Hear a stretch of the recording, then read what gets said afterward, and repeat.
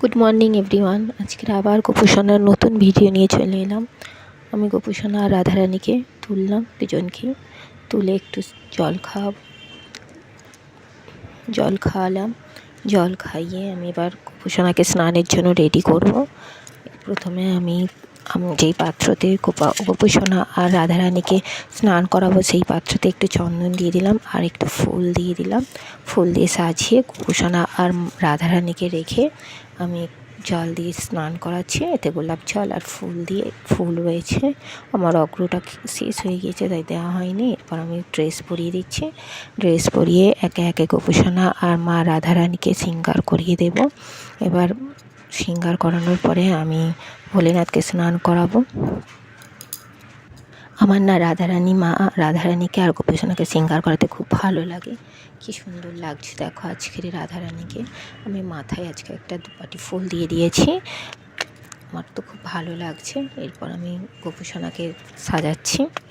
গোপুসোনাকে চন্দনের ফোঁটা লাগিয়ে দিচ্ছি।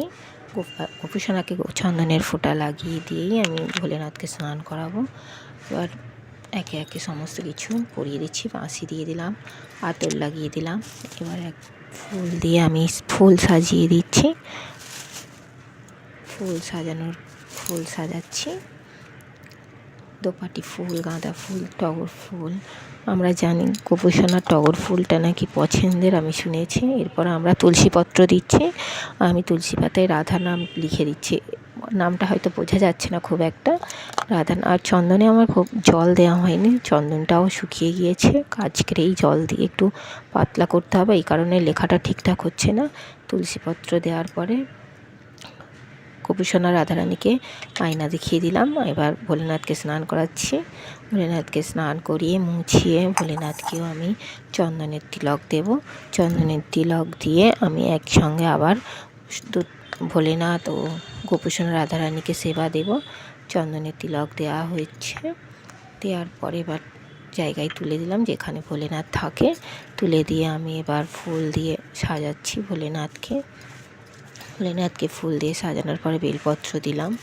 বেলপত্র দিয়ে এবার বড় ভোলেনাথকেও বললাম না, ভোলেনাথকে আমি স্নান করিনি, যদিও আমি আজকের ভোলেনাথকে স্নান করিয়েছিলাম। বড় ভোলেনাথকে সেটা ভিডিওতে দেখানো হয়নি, কারণ কালকের যেহেতু সোমবার ছিল, দুধ স্নান করিয়েছিলাম। আমি স্নান করানোর পরে ঠাকুরকে মুছিয়ে জলে স্নান করছে। শেষে আমার হাজব্যান্ড ভোলেনাথের মাথায় জল ঢেলেছিল, ওই কারণে একটু দুধ লেগেছিলো বলে আমি স্নান করিয়ে দিয়েছিলাম।